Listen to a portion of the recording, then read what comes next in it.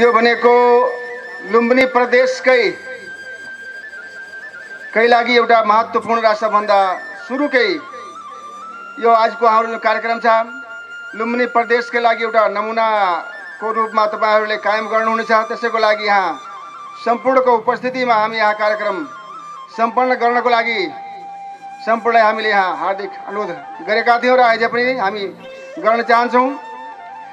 यो कार्यक्रम सुरुवात गर्नको लागि यस कार्यक्रमको अध्यक्षता ग्रहण गर्नको लागि यसै गेडावा गाउँपालिकाका अध्यक्ष श्रीमान बच्चु केवटज्यूलाई म अध्यक्षको आसनमा अध्यक्षता ग्रहण गर्नको लागि म हार्दिक अनुरोध गर्दछु। हाम्रो यस कार्यक्रमका आकर्षणका केन्द्र हाम्रो यस लुम्बिनी प्रदेशका भौतिक योजना तथा निर्माण मन्त्री माननीय सासराम यादवज्यूलाई यहाँ प्रमुख अतिथिको रूपमा आसन ग्रहण गरिदिनको लागि म हार्दिक अनुरोध गर्दछु र उहाँलाई हामीले हाम्रो सम्पूर्ण उपस्थितिले भव्य रूपले ताली बजाई स्वागत गरिदिनको लागि म पुनः अनुरोध गर्दछु। यस्तै गरी विशिष्ट अतिथिको रूपमा आसन ग्रहण गरिदिनको लागि यस गेडावा गाउँपालिकाका उपाध्यक्ष एवं न्याय समितिका संयोजक श्री सुभावती यादवज्यूलाई म विशिष्ट अतिथिको आसन ग्रहण गर्नको लागि म हार्दिक अनुरोध गर्दछु। यस कार्यक्रममा विशिष्ट अतिथिको रूपमा आसन ग्रहण गर्नको लागि यस गेडावा गाउँपालिकाका प्रमुख प्रशासकीय अधिकृत श्रीमान चिरञ्जीवी घिमिरे सरलाई म आसन ग्रहण गर्नको लागि म हार्दिक अनुरोध गर्दछु। विशिष्ट अतिथिको आसन ग्रहण गरिदिनको लागि हाम्रो शाखा अधिकृत श्रीमान माधवराज पौडेल सरलाई म आसन ग्रहण गर्नको लागि म हार्दिक अनुरोध गर्दछु। सँगसँगै हाम्रो निम्तालाई स्वीकार गरेर आउनुभएका र आइराख्नुभएका र आउनुहुने सम्पूर्णलाई अतिथि ग्रहणको सिलसिला जारी नै रहनेछ। वडा नम्बर 1 का वडा अध्यक्ष श्री प्रदीप कुमार चौधरीज्यूलाई मञ्चमा आएर आसन ग्रहण गरिदिनको लागि म हार्दिक अनुरोध गर्छु। सँगसँगै वडा नम्बर 2 का वडा अध्यक्ष श्रीमान तुलबहादुर पुञ्जीलाई अतिथिको आसन ग्रहण गर्नको लागि म हार्दिक अनुरोध गर्दछु। सँगसँगै वडा नम्बर 3 का वडा अध्यक्ष श्री रामहजुर यादवजीलाई अतिथिको आसन ग्रहण गर्नको लागि म हार्दिक अनुरोध गर्दछु। सँगसँगै वडा नम्बर 4 का वडा अध्यक्ष श्री सुरेन्द्र सिंह कुर्मीजीलाई अतिथिको आसन ग्रहण गर्नको लागि म हार्दिक अनुरोध गर्छु। सँगसँगै वडा नम्बर 5 का वडा अध्यक्ष श्री कृष्ण शंकर गुप्ताजीलाई अतिथिको आसन ग्रहण गर्नको लागि हार्दिक अनुरोध गर्छु। सँगसँगै वडा नम्बर 6 का वडा अध्यक्ष श्री रामविलास यादवजीलाई अतिथिको आसन ग्रहणको लागि हार्दिक अनुरोध गर्छु। त्यसैगरी वडा नम्बर 7 का वडा अध्यक्ष श्री गोविन्द कुहारज्यूलाई अतिथिको आसन ग्रहणको लागि हार्दिक अनुरोध गर्छु। सँगसँगै वडा नम्बर 8 का वडा अध्यक्ष एवं सामाजिक विकास समितिका संयोजक श्री भुवन बहादुर राणाज्यूलाई अतिथिको आसन ग्रहणको लागि हार्दिक अनुरोध गर्छु। सँगसँगै वडा नम्बर 9 का वडा अध्यक्ष श्री टेक बहादुर बलालज्यूलाई अतिथिको आसन ग्रहण गरिदिनको लागि म हार्दिक अनुरोध गर्दछु। र यहाँ उपस्थित आउनुभएका र आउँदै रहनुभएका र आउनुहुने सम्पूर्णलाई यो आसन ग्रहण गर्ने सिलसिला जारी रहनेछ र उपस्थित सम्पूर्ण व्यवस्थापन समितिका अध्यक्षज्यूहरू प्रतिनिधिज्यूहरूलाई आफ्नो ठाउँमा आसन ग्रहण गर्नको लागि म हार्दिक अनुरोध गर्छु। सँगसँगै उपस्थित हुनुभएका सम्पूर्ण विद्यालयका प्रवजीहरू मदरसाका मौलानाजीहरू अध्यक्षजीहरूलाई आफ्नो ठाउँमा आसन ग्रहण गर्नको लागि म हार्दिक अनुरोध गर्दछु। यस्तै गरेर यहाँ उपस्थित हुनुभएका हाम्रा यस कार्यक्रममा सुरक्षा दिनुहुने र सहयोग गर्नुहुने हाम्रा यस इलाका प्रहरी कार्यालयका सुरक्षाकर्मी लोकनाथ पाण्डेज्यूलाई अतिथिको रूपमा आएर यहाँ मञ्चमा आसन ग्रहण गर्नको लागि म हार्दिक अनुरोध गर्छु। सँगसँगै उपस्थित सम्पूर्ण सुरक्षाकर्मीहरू सञ्चारकर्मी मित्रहरू उपस्थितिको लागि म हार्दिक अनुरोध गर्दछु।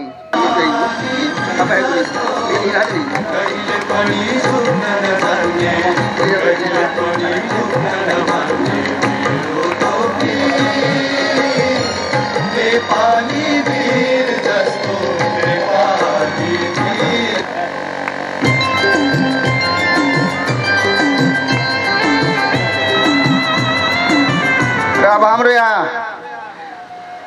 अतिथिज्यूलाई सम्मान गर्ने कार्यक्रम जारी नै रहनेछ र यस कार्यक्रमको औचित्यमाथि प्रकाश पारिदिनुको लागि यस गेडावा गाउँपालिकाका प्रमुख प्रशासकीय अधिकृतज्यू श्रीमान चिरञ्जीवी घिमिरेजीलाई म हार्दिक अनुरोध गर्दछु। आज यस गैंडवा गाउँपालिकाद्वारा आयोजित गैंडवा गाउँपालिकाले सुरु गर्न थालेको चाहिँ हाम्रो स्थानीय पाठ्यक्रम, जुन स्थानीय भाषामा हामीले चाहिँ पाठ्यक्रम तयार गरेका छौँ, जुन चाहिँ हमार भाषा कक्षा 1 को पाठ्यक्रम तयार गरेका छौँ। यस कार्यक्रमका हाम्रा गैंडवा गाउँपालिका अध्यक्ष एवं आजका अध्यक्षज्यू, आजका आकर्षणका केन्द्र लुम्बिनी प्रदेशका माननीय भौतिक योजना तथा निर्माण मन्त्री माननीय सहस्राम यादवज्यू, सञ्चारकर्मी, उपस्थित महानुभावहरू, उपस्थित सम्पूर्ण बाबा मैया दादा माई भाइ दिदी काका काकी सम्पूर्णमा मेरो तर्फबाट हार्दिक स्वागत एवं अभिनन्दन गर्न चाहन्छु। खास गरिकन हामीले यस गैंडवा गाउँपालिकाले हाम्रो वार्षिक कार्यक्रम तथा नीतिमा हामीले चाहिँ गैंडवामा स्थानीय भाषामा हामीले पाठ्यक्रम तयार गर्ने जुन योजना थियो, पहिलेदेखिको योजना थियो, जुन सपना थियो, गैंडवा गाउँपालिकाका निर्वाचित प्रतिनिधिहरूको जुन सपना थियो, त्यो सपना आज हामीले चाहिँ पुरा गर्दैछौँ। आज हाम्रो यो कार्यक्रमको माझ लुम्बिनी प्रदेशका माननीय मन्त्री माननीय मन्त्री सहस्राम यादवज्यूबाट आज विमोचन हुने कार्यक्रम छ। सर्वप्रथम त म माननीय मन्त्रीज्यू यहाँ उपस्थित भएकोमा गैंडवा गाउँपालिकाको तर्फबाट हार्दिक स्वागत एवं हार्दिक अभिनन्दन टक्राउन चाहन्छु र यहाँ उपस्थित सम्पूर्णलाई आजको उपस्थितिमा सहभागी भइदिनु भएको छ र यो एकदम गैंडवा गाउँपालिकाको ऐतिहासिक एउटा अवसर हो, जुन चाहिँ हामीले पुस्तक विमोचन गर्दैछौँ र कक्षा 1 मा यो पाठ्यक्रम यो सुरुवात गर्दैछौँ। यो पाठ्यक्रम हाम्रो विशेषतः गैंडवाको स्थानीय रूपमा प्रयोग हुने भाषाकै रूपमा पनि चाहिँ हामीले चाहिँ यसमा समावेश गरेका छौँ। यहाँ सम्पूर्ण यस पुस्तक तयार गर्दा सम्पूर्ण विद्यालयका शिक्षकहरू लगायत बुद्धिजीवीहरूको सरसल्लाहमा यो किताब तयार गरिएको छ। यो किताब चाहिँ यो शैक्षिक सत्रबाट सुरु हुँदैछ। यही कार्यक्रममा आज हामीले सुरु गर्न गइरहेका छौँ र म यस कार्यक्रममा उपस्थित सम्पूर्णलाई फेरि पुनः स्वागत गर्दै माननीय मन्त्रीज्यूलाई पनि हार्दिक धन्यवाद र स्वागत गर्दै मेरा 2 शब्द यहीँ टुक्राउँछु। हस्त धन्यवाद। अब यसपछि हाम्रो चाहिँ राष्ट्रिय गानको कार्यक्रम छ।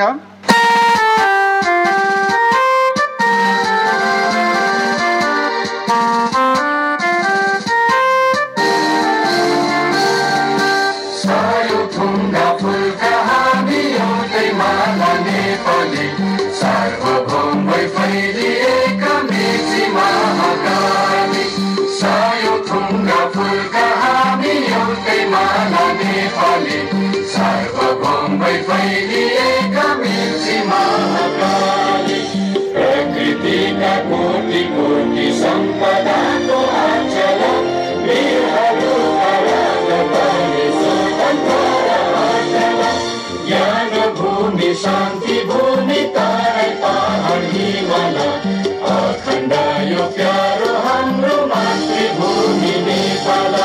बहु जाति भाषा धर्म संस्कृति छन् विशाल, अग्रगामी राष्ट्र हाम्रो जय जय नेपाल।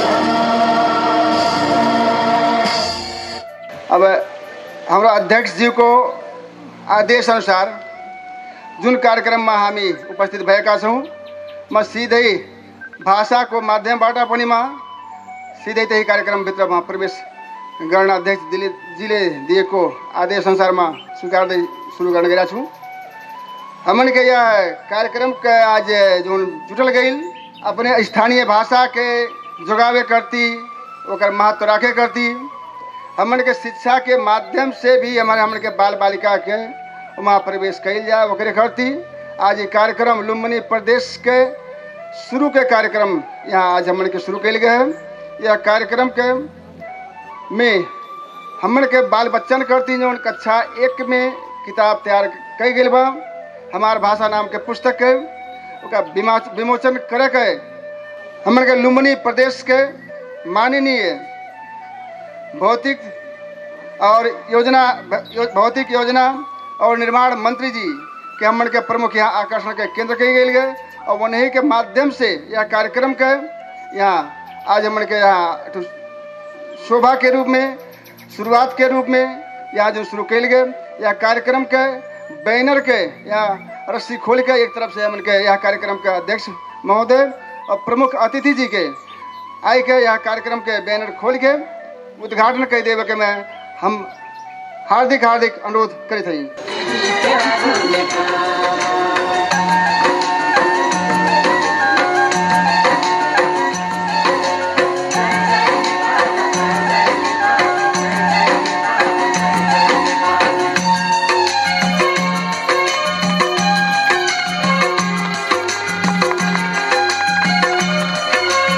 धन्यवाद। हमन के यह कार्यक्रम के बैनर खोल के तब उद्घाटन हो गई, लेकिन वह बैनर के महत्व या ओकर कार्यक्रम के अस्तित्व के तरफ ले जा करती जो किताब तैयार की गई कक्षा 1 के विद्यार्थी के करती हमन के यहाँ गाँव पालिका से तैयार की गई बा। अब यही साल तत्काल लागू हो वाला किताब हो काहे से पढ़ाई शुरू हो गई बा। ये लागे किताब सबके तैयार बा होगा हमन के स्कूल में बांटे बा तो ओकरे पहले वो किताब विमोचन कई दे करती हमन के यहाँ कार्यक्रम के शोभा मुख्य आकर्षक के केंद्र माननीय भौतिक योजना तथा निर्माण मंत्री श्री सासराम यादव जी के विमोचन करे करती यहाँ हमन के सामाजिक तौर तरीका लोकार्पण करे करती हम हार्दिक अनुरोध करते बाटी।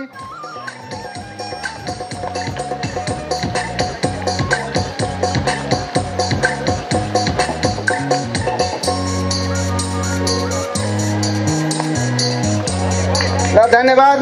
ताली के गड़गड़ाहट के साथ स्वागत करिए हमन के अपन के हमन के कार्यक्रम होई हमन के बाल बच्चा के से जुड़ल कार्यक्रम हो एमा हमन के जो किस्म से सहभागिता हो चाहिए।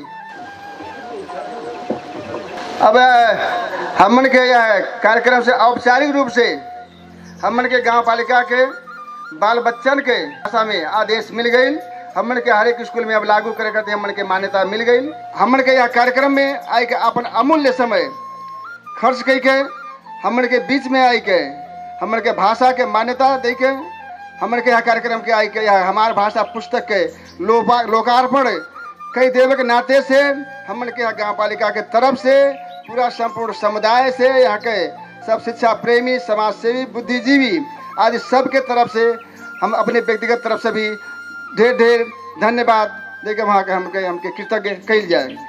अब एक अलावा अब हमन के अपने कार्यक्रम में भी प्रवेश कर जाते हैं। जैसे हमन के हर एक नेपाली भाषा के किताब में पीछे एक राष्ट्रीय गीत कह के छपल रहा वही तरीका से यह हमार भाषा किताब के पीछे एक बाल गीत यहाँ बनाइल बा रखल बा गम की अंगनवा कह के यह गीत के बोल हो मतलब शीर्षक हो किताब तैयार कर गई। यह किताब से संबंधित ये महा का विशेषता बा का एक उपयोगिता बा एमा कमी कमजोरी का बा एका सब स्पष्ट रूप से व्याख्या कई देवे करती हमन के बीच में यहाँ उपस्थित बाटे भैरहमा बहुमुखी कैंपस के प्राध्यापक श्री त्रिभुवन बरई जी वहाँ के भाषा के विशेषज्ञ हुए वो करे नाते से हमन के यहाँ से जाइल जा तो वहाँ भेंट हो लेकिन हमन का सौभाग्य बा कि हमन के यहाँ कार्यक्रम ये हमन के लुम्बिनी प्रदेश के नितांत पहला होवे के नाते से उन्हों के यहाँ आगमन भा हम उन्हें श्री त्रिभुवन बरई जी के आय के यहाँ किताब से संबंधित विस्तृत रूप से एक भइल उपयोगिता कमी फायदा आदि इत्यादि जो कुछ है एकदम स्पष्ट रूप से आवरण के बीच में राखत और आपन समेत यह कार्यक्रम से संबंधित धारणा रखे करती हम उन्हें अपने तरफ से हम हार्दिक अनुरोध करते हैं। ये कार्यक्रम जौन एकदम ऐतिहासिक और सामरिक महत्व के बा यह कार्यक्रम के आयोजना कई के अपने स्थानीय भाषा संस्कृति लोक जीवन के प्राथमिकता दई के कार्यान्वयन कैले में प्रत्यक्ष परोक्ष रूप में जितना लोग यह में सहयोग कैले बाटे, हम सब लोग के अपने हृदय से हार्दिक आभार धन्यवाद समर्पण करत बाटी।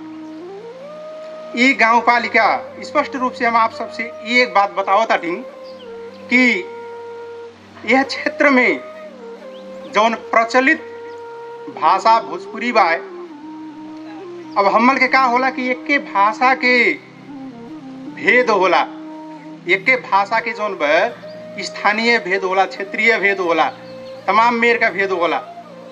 तो नारायणी पूर्व अथवा नारायणी पूरब कहल जाए या नारायणी पश्चिम कहल जाए। तो नारायणी पूरब का जौन भोजपुरी बा, वह भोजपुरी भाषा के विकास के खातिर वहाँ के जौन व्यक्ति लोग बाटे, वहाँ के जौन भोजपुरी भाषा के जौन वक्ता लोग बाटे, प्रयोक्ता लोग बाटे, वो अपने भाषा के प्रति बहुत पहले से सचेत रहले के नाते से वो सब भोजपुरी भाषा में बहुत ज़्यादा काम कैले बाटे। साहित्य के विविध विधा से लेके कथा, कविता, उपन्यास, नाटक, एकांकी, गीत, गजल से लेके लोक जीवन, लोक संस्कृति, लोक साहित्य से लेके भाषा व्याकरण लगायत तमाम क्षेत्र में बहुत बड़ा योगदान कैले बाटे। उ सबके योगदान के हिसाब से जौन नपचन अपने भाषा के प्रति समय लगाने कैले बाटे, श्रम लगाने कैले बाटे, अपन जौन बौद्धिक श्रम खर्च कैले बाटे, तो वो बहुत मननीय बा। हमल के लिए वो अनुकरणीय बा। यह कार्यक्रम का जौन आकर्षण का जौन केंद्र बिंदु हुए, जौने खातिर आप सब यहाँ आवल गइल बा, वो जौन हमार भाषा हुए। एक कक्षा 1 के खातिर, कक्षा 1 के लिए ये जौन तैयार भइल बा। तो एके हम जौन अब सामान्य रूप से अगर कहल जाए तो एके जौन 3 अभी यहीं आई के ये पुस्तक हमें प्राप्त भइल। फिर भी एके जौन हम आप सबके तीन भाग में एक जौन छोटकरी में समीक्षा करे के चाहत बाटी। तो एक 3 भाग में एक पूर्व भाग हुई गए, एक मध्य भाग हुई गए और जौन एक अंत्य भाग हुई गए। तो एक पूर्व भाग में अब आप देखल जाई विषय सूची तक शुरू से लेके विषय सूची तक एक जौन अग्र भाग हुए या पूर्व भाग हुए, एमे अब आपके आवरण पृष्ठ जेके हमरे मुख पृष्ठ भी कहल जाला। तो एहमे एक ठू स्कूल के तस्वीर बनावल बा और वो हमें जौन लड़के खेलत के जौन तस्वीर बा। तो एकदम आकर्षक तरीका से एक जौन मुख पृष्ठ बा। एक बाद हमार भाषा कक्षा 1 के नाम, रोल नंबर, विद्यालय रखल बा और वैसे प्रकाशकीय मंतव्य बा, भूमिका लिखल गई बा। एक बाद जौन विषय सूची बा, वह विषय सूची बा। विषय सूची के बाद नेपाली राष्ट्रगान भी दिहल बा, ओकर जौन भोजपुरी अनुवाद भी कैल बा, प्रार्थना भी कैल बा। और यह तरीका से अब हरेक पाठ के शुरू में कविता दिहल गई बा, अंत में जौन अंत में या मान लीजिए शुरू में पद्य भाषा और जौन आरंभक कृति के रूप में अगर कहल जाए तो पद्य और जौन समापक कृति के रूप में जौन गद्य समाहित बा। छोटकरी में एकदम आप सबके सामने हम जौन एक हलिए उड़वा देव।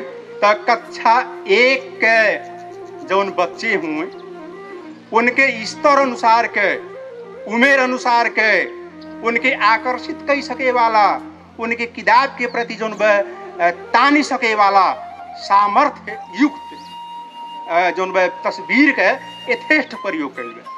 अब पाठ कैसन कोने प्रकृति की बा? स्थानीय प्रकृति, एक बाद स्थानीय जो आपके प्रकृति बा, वातावरण बा, रहन सहन बा, धर्म संस्कृति बा, चार पर्व बा।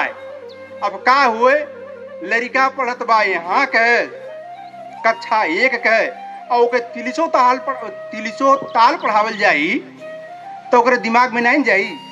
लेकिन आप अगर पढ़ा दियल जाई गैरहवा ताल तो ओकरे बुझले में कितना सहज रही। तो का हो भाषा के कामे हो कि जौन बा बुझावे के, तो बच्चा के कैसी सहज रही, कैसी जौन बा के स्वाभाविक रही, कैसी सिखाई प्राकृतिक रही।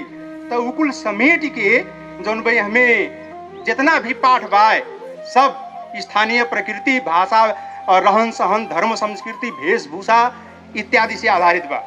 ई जौन बा गैरहवा गाँव पालिका से ई जौन कार्यक्रम आगे बढ़ल बा, ये कार्यक्रम के सफल बनावे खातिर आप सब तन मन से लागल जाए, बढ़ियन से जौन बे के कार्यान्वयन कइल जाए। एमे जौन कमी कमजोरी होई उ धीरे धीरे हटत जाई। ई कहत एक बार हम फिर आप सबके गैरहवा गाँव पालिका के संपूर्ण पदाधिकारी से लेके यहाँ उपस्थित भइल समग्र जन समुदाय के हमें जौन प्रत्यक्ष परोक्ष रूप से आप जे भी सहयोग कैली सबके हार्दिक आभार, शुभकामना, बधाई समर्पण करत आपन कुछ शब्द के यही विराम देताटी। धन्यवाद, नमस्कार। हमन के माँ जोनी ये पुस्तक है उपलब्ध कराइन उनने भी हमन के 2 शब्द यहाँ देवे के अवसर बा हमन के दिया जाता है। लेकिन बहुत छोट में 2 मिनट में आपन शब्द पूरा राखत शुभकामना देत या हम श्री शिवनंदन जायसवाल जी के या हम हार्दिक अनुरोध करे बाटी। हम आपके बतावल चाहते कि भाषा के संबंध डायरेक्ट पैसा से बा। भाषा के मतलब कैश मनी हो, नोट हो, डायरेक्ट नोट हो। नोट कैसे हो? आज ही भोजपुरी के कक्षा 1 से शुरुआत भइल बा। आज गैरहवा गाँव पालिका ई शुरू कैले बा। ई अभियान के मूर्त रूप देले बा। आज बिहान के दिने प्रदेश में ई भाषा स्थापित होता। आज सरकारी कामकाज के भाषा के रूप में भाषा आयोग 7 प्रदेश में सिफारिश कर चुकल बा, जौने के तहत हजारों हजार मातृभाषी शिक्षकन के वांट होए वाला बा, जौने के तहत हजारों हजार भोजपुरी और अवधी समुदाय से, थारू समुदाय से टीचर लोगन के अपॉइंटमेंट मिलने के संभावना बहुत ज्यादा बा। ई नौकरी नहीं है तो का है? ई भविष्य बहुत ज्यादा लंबा दूर नहीं बा। ज्यादा से ज्यादा आप देखल जाए 2 साल या 3 साल 4 साल के अंदर पुनः हम तही गैरहवा गाँव पालिका में भी ऐसा सपना देखा तटी कि जौन आज के ई कार्यपालिका के पूरा बॉडी एक मेयर के जौन सपना और सोच आइल बा, हो सकला बिहान के दिने ऐसा भाषा पर शिक्षक के भी नियुक्ति करे वाला काम गाँव पालिका भी कर सकता, प्रदेश और केंद्र सरकार भी करी, रोजगारी के ऐसे सृजना हुई। साथ में भाषा के जब लिपिबद्ध कई के जब लिखित रूप से होके कई दिया जाला तो युग युगांतर तक ओकर इतिहास संरक्षित हो जाला। आने वाला पीढ़ी ऊपर के जान जाई कि हमन के पुरखा लोगन के भाषा का रहल, उनके संस्कृति का रहल। एक किताब के विषय में हम ज्यादा विस्तृत में तो नहीं बताइम, लेकिन किताब के लेखन के क्रम में करीब करीब हम 8 महीना के समय दहली। 8 महीना के समय के दौरान बहुत अग्रज लोगन से, भाषा विज्ञ लोगन से, विद्वान लोगन से, एक प्रधानाध्यापक लोगन से सलाह सुझाव भी लेली, गोष्ठी भी कैली, जनप्रतिनिधि लोगन से भी सलाह सुझाव लेली। सबके सलाह सुझाव के समेट के किताब के तैयार कैल गई बा। एक किताब के पेज नंबर 105 में लिखल बा, एक ठो पाठ बनावल बा चित्र सहित, जेकर नाम बा समय माई के थान। वो में महीन अक्षर थोड़ा हो गई बा, वो प्राविधिक कमी से वो पे ही लिखल बा कि जैसे लइकन के जब उम्र के पढ़ावल जाला तो कक्षा 1 के किताब रहने के नाते के बड़ा सरल शब्द में बा कि नेपाल में तमाम शक्ति पीठ बा, समय माई के थान भी एक पुरान शक्ति पीठ हो। ई गैरहवा गाँव पालिका वार्ड नंबर 3 के गांव में पड़ाला।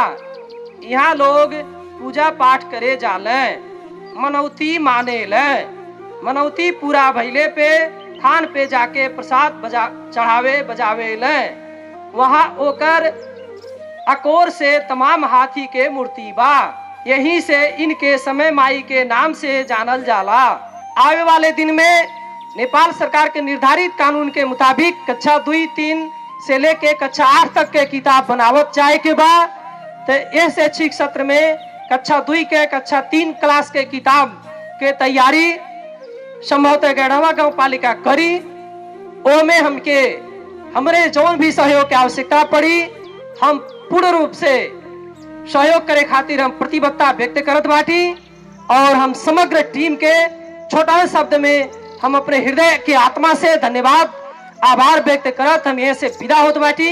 और आप सबके हार्दिक नमन बा, नमस्कार बा।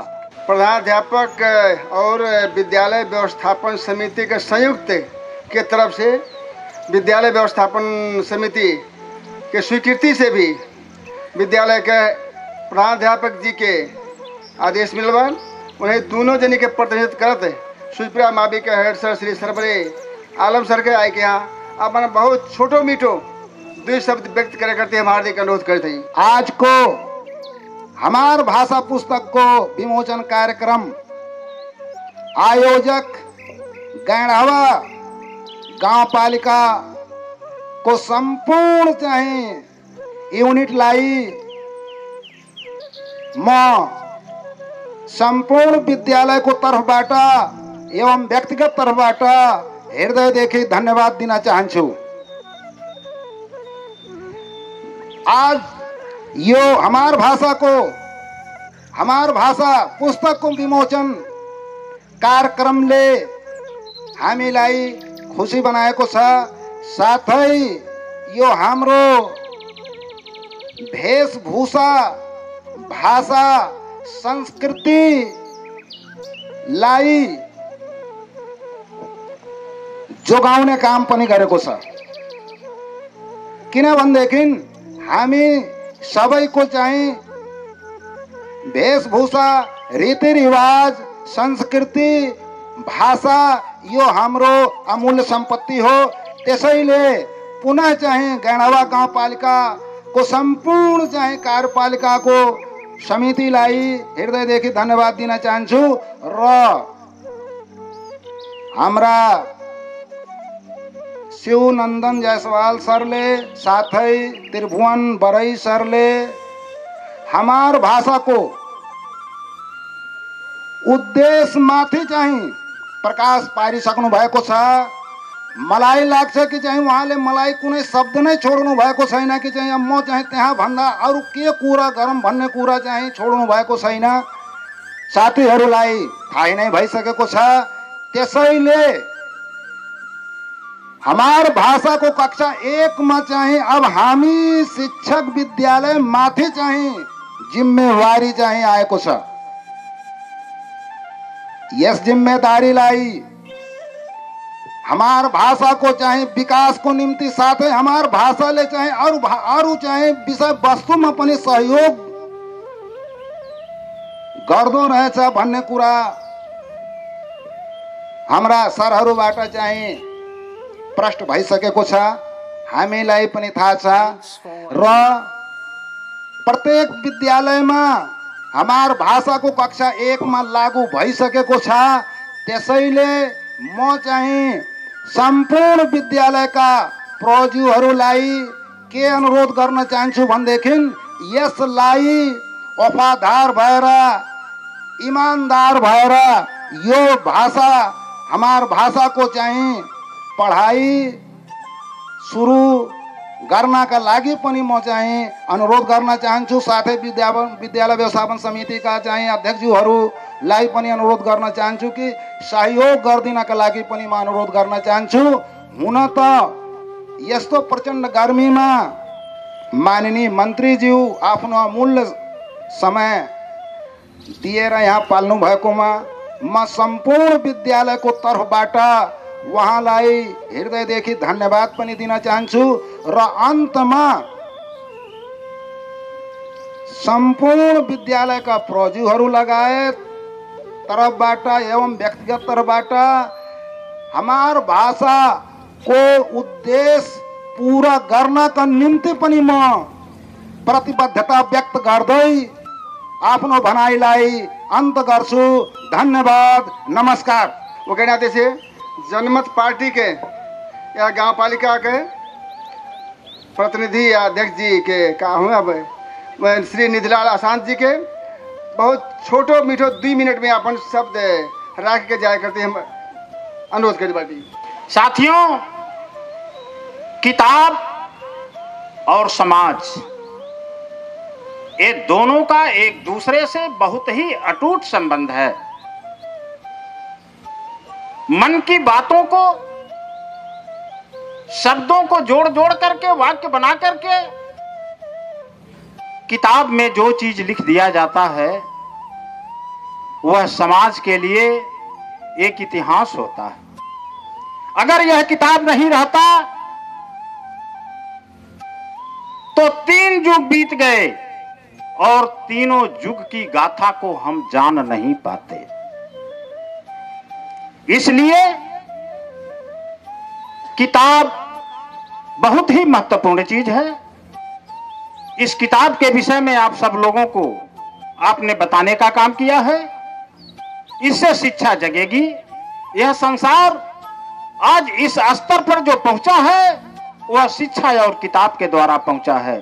मित्रों, हम लोगों की सौभाग्य है कि हम लोगों के पूर्वजों ने जो थाती हम लोगों को किताब के माध्यम से दिया, आज वह हमारे लिए पूजनीय है। चाहे उसको आप गीता को ले लीजिए, चाहे आप रामायण को ले लीजिए, बाइबल को ले लीजिए, कुरान को ले लीजिए, आज हमारे लिए वह एक थाती है।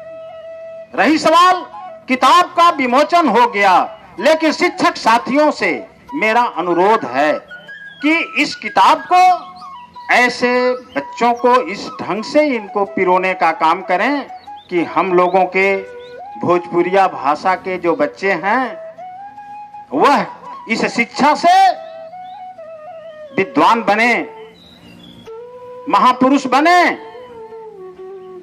गार्जियन बंधुओं से भी हम यही कहेंगे कि आप भी अपने बच्चों को पढ़ाने के लिए गुणवर्धक किताबें बहुत सारी हमारे समाज में आया है, और जिस भाषा को संघर्ष मधेसी समुदाय ने किया है आज वह सपना साकार जैसे दिखाई दे रहा है। इसमें अहम भूमिका आपकी है। भगवान आपको बहुत बहुत लाख लाख शुक्रिया अदा करे। इतना कहते हुए मैं अपनी 2 शब्द यहाँ समाप्त करूंगा। धन्यवाद, नमस्कार, प्रणाम। नेकपा माओवादी केंद्र के चंद्र कुमार घरती जुलाई बहुत छोटे यस्तै अमूल अमृतमय बाणी 2 मिनटमै सिद्ध्याउँदै जानको लागि म हार्दिक अनुरोध गर्छु। आज मित्रहरू, हामीले 2072 सालको संविधानले जारी भएको संविधानले राज्य व्यवस्थाको, राज्यको पुनर्संरचनाले भाषाको अधिकार र संस्कृतिको अधिकारको ग्यारेन्टीका कारणले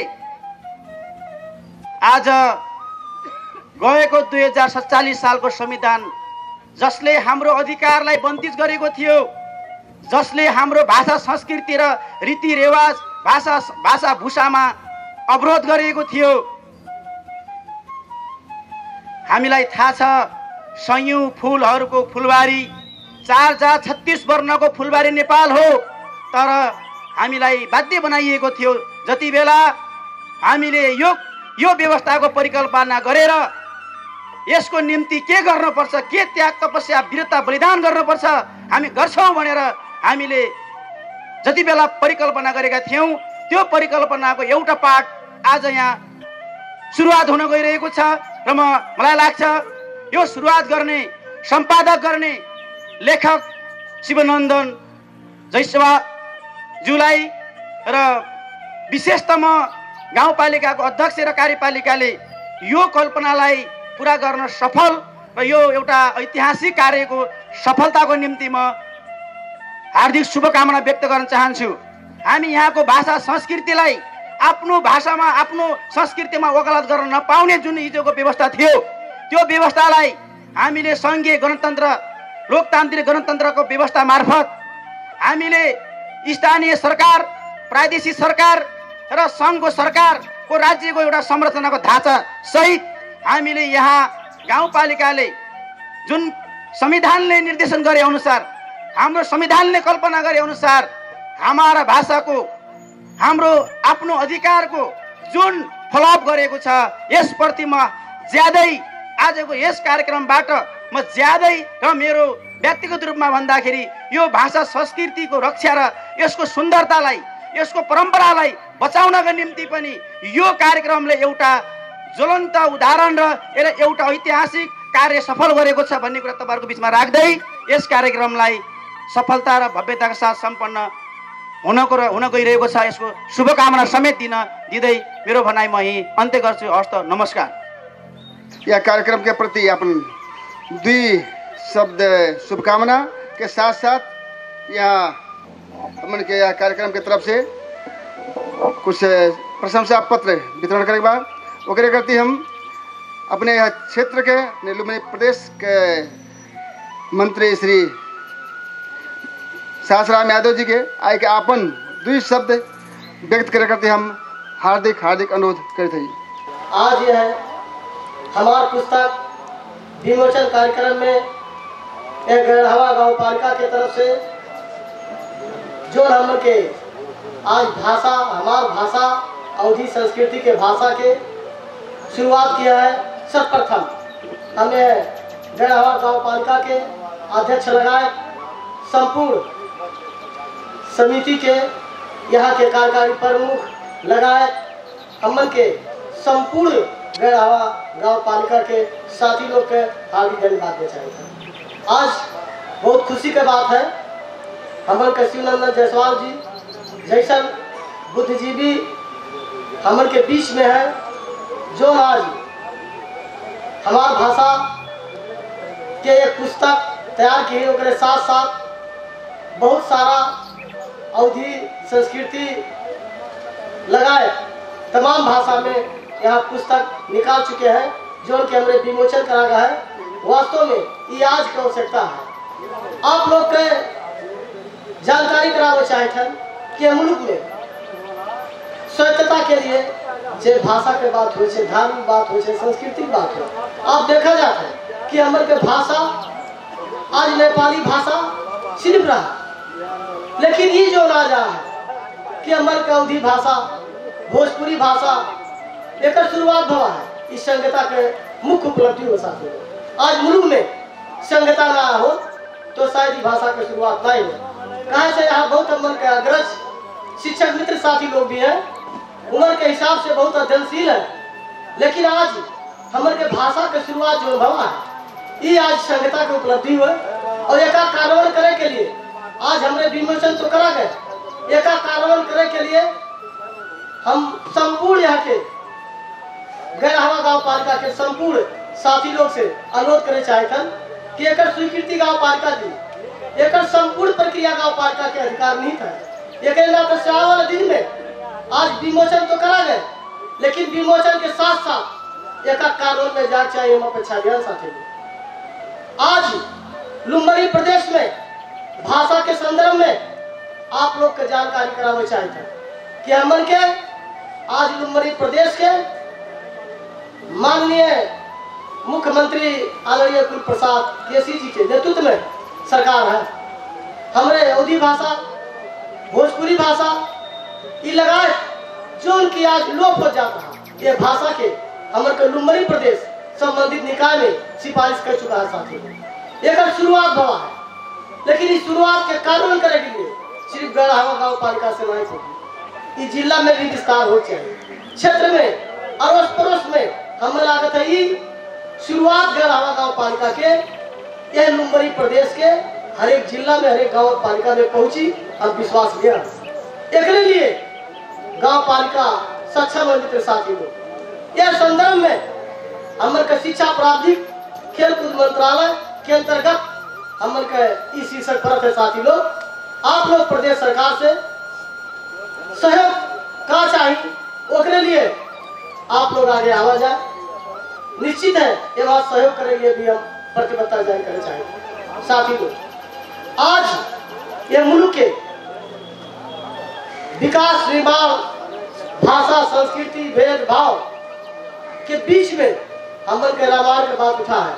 हमर के तमाम जानकार साथी लोग हैं, लेकिन आज ये पीछे पड़े के कारण का हो, आज मुल्क में यह 21वीं शताब्दी में पहुंचा है। अभी हमारे पूर्व वक्ता बहुत जोर दिया है, वास्तव में बहुत खुशी ला कि शिक्षा नहीं है तो कुछ नहीं है, लेकिन आज यह 21वीं शताब्दी में पहुंचा गया है।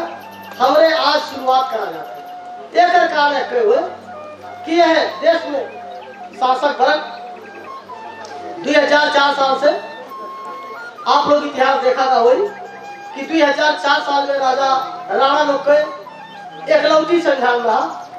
ओका संविधान कहा जाए चाहे मुल्क के चला वाला मूल कानून कहा जाए। 2004 साल में राणा लोग गुरुकुल शिक्षा को खुलत रहा, शिक्षा में भी प्रतिबंध रहा। अब में समय बहुत कम है, ढेर रह जाए चाहिए 2047 के संविधान में जा चाहिए थोड़े के 2047 के संविधान ये मुल्क में जारी है।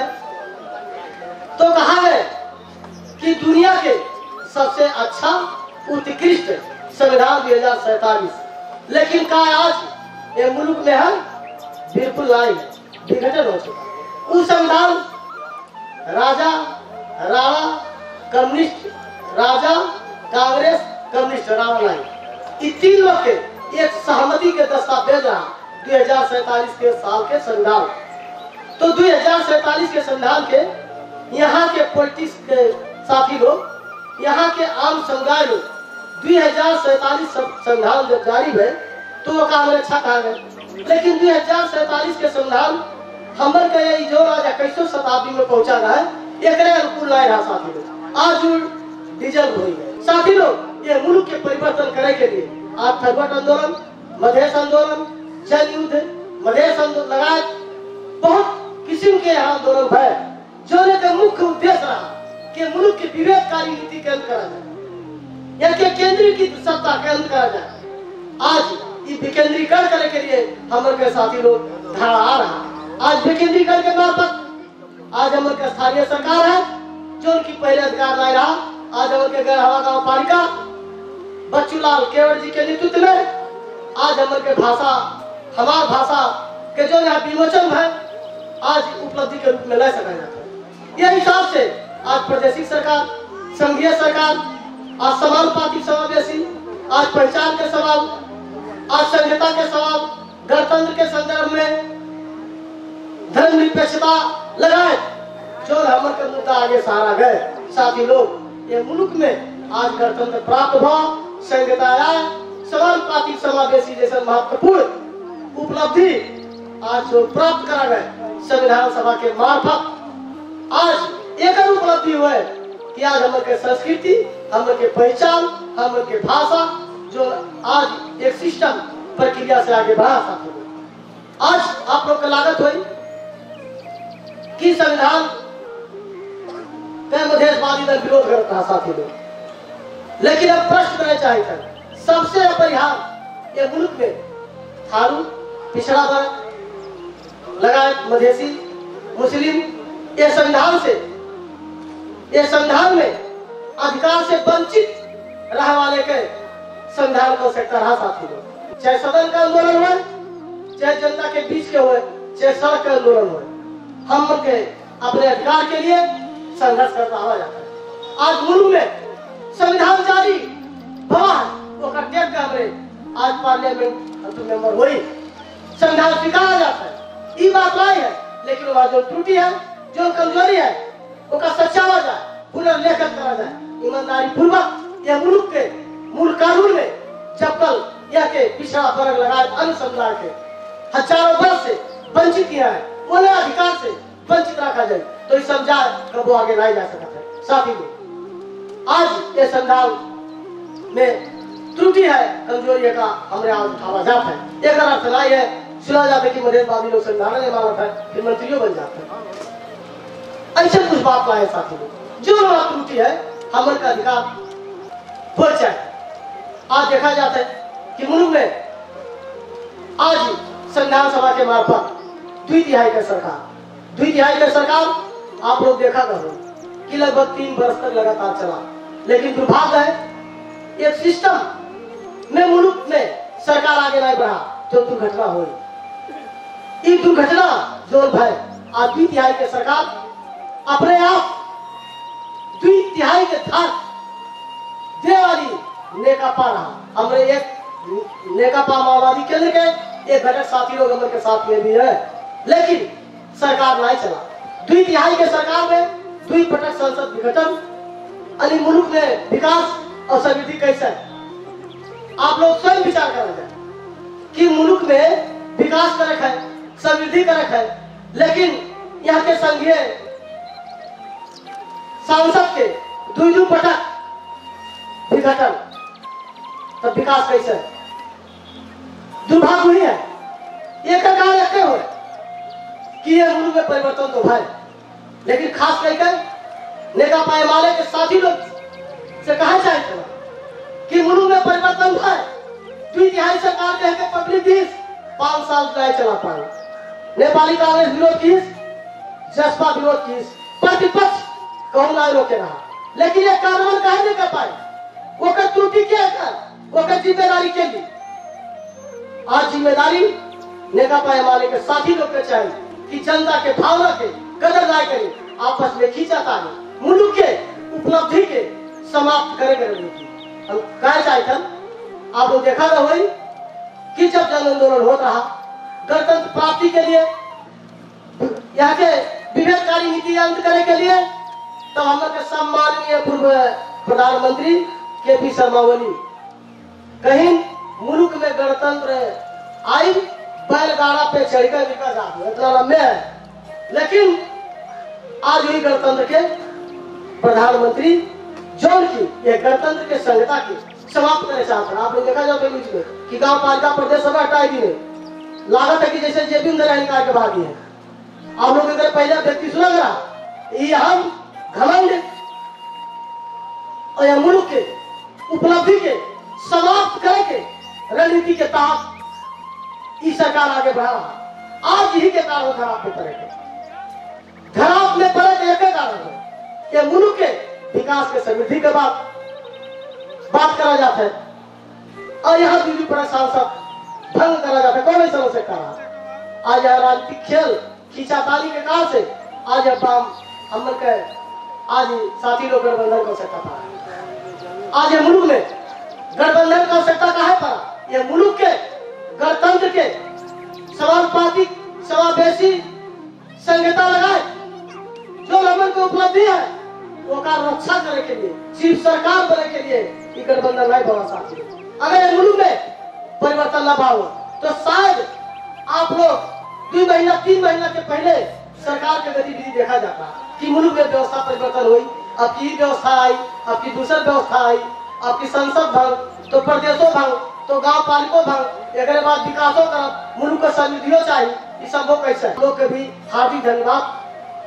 विशेष करके गढ़वा गाँव पालिका इस कार्यक्रम के आयोजक समिति के साथी लोग के भी हम लुम्बनी प्रदेश के सरकार की तरफ से संपूर्ण गढ़वा गाँव पालिका के साथी लोग के पूरा हार्दिक धन्यवाद दें। आने वाला शुभ दीपावली छठ के अवसर में आपके संपूर्ण साथी लोग के हार्दिक मंगलमय शुभकामना व्यक्त कर आप लोग के बीच से विदा हो चाहता। धन्यवाद, नमस्कार। शिवनंदन जायसवाल जी के हमन के यह कार्यक्रम के प्रमुख अतिथि जी के आए के ये शिवनंदन जायसवाल जी के प्रशंसा प्रमाण पत्र अब विज्ञ प्रमाण पत्र हस्तकमल से देव करते हम हार्दिक अनुरोध करे थे।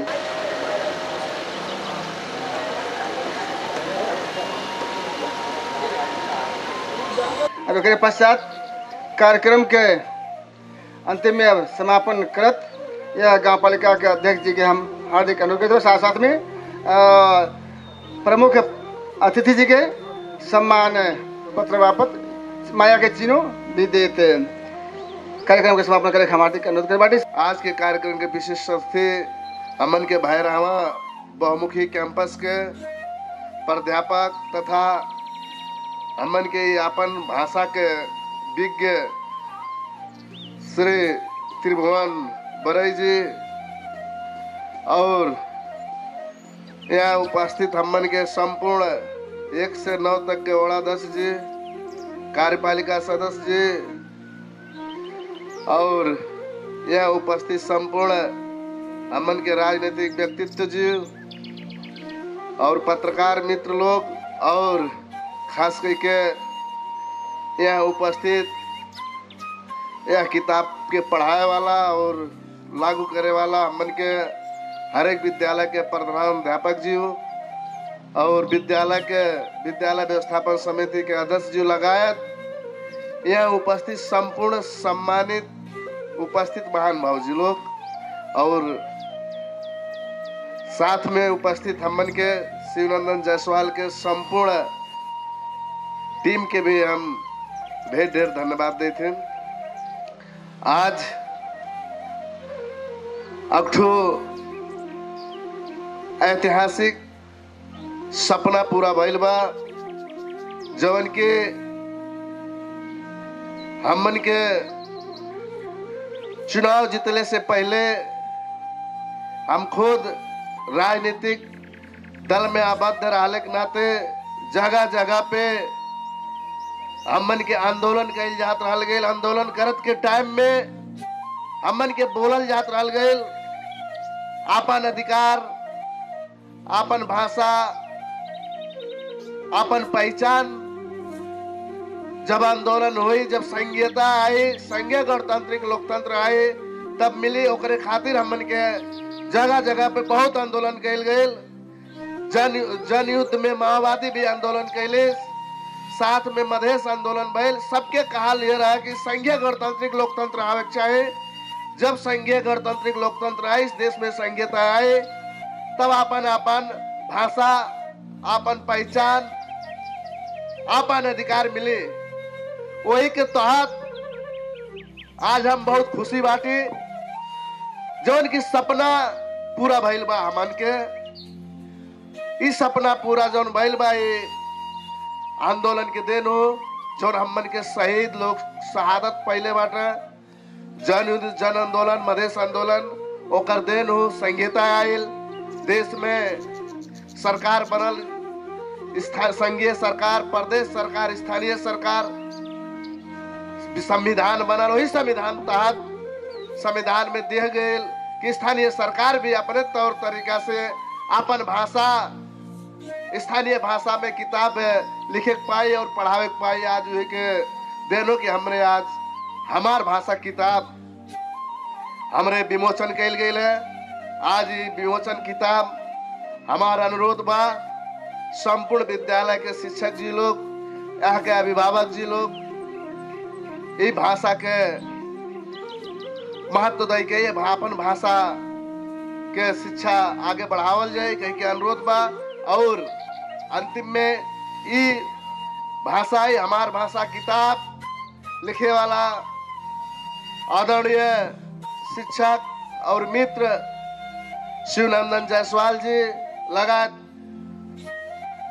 प्रत्यक्ष अप्रत्यक्ष रूप में सहयोग करे वाला एक किताब के लिखे के दिन सबके हम गांव पालिका के तरफ से और अपने तरफ से ढेर धन्यवाद देते। जौन की किताब आज हमन के विमोचन करे के मिला ले कर योगदान सबसे पहले हमन के शिवनंदन जायसवाल के पूरा टीम के जात बा। और ये किताब लागू करे खातिर हमारे गांव पालिका में संपूर्ण हमार जनप्रतिनिधि लोग बाटा, वार्ड अध्यक्ष से लेके कार्यपालिका तक, और यहाँ के जितना राजनीतिक व्यक्तित्व बाटा, हर एक राजनीतिक दल, समाज सेवी, बुद्धिजीवी, संपूर्ण जितना यहाँ के शिक्षक वर्ग लोग बाटा, सबके योगदान बा। सबके सम्मान करत आज कार्यक्रम में प्रत्यक्ष अप्रत्यक्ष रूप में सहयोग पुगाए के ये कार्यक्रम इतना गर्मी के बावजूद भी सफल पारत और उपस्थित जनाए के एक सफल पारल के सबके ढेर धन्यवाद दे। आज के कार्यक्रम यही समापन करत हम विदा हो। धन्यवाद, नमस्कार।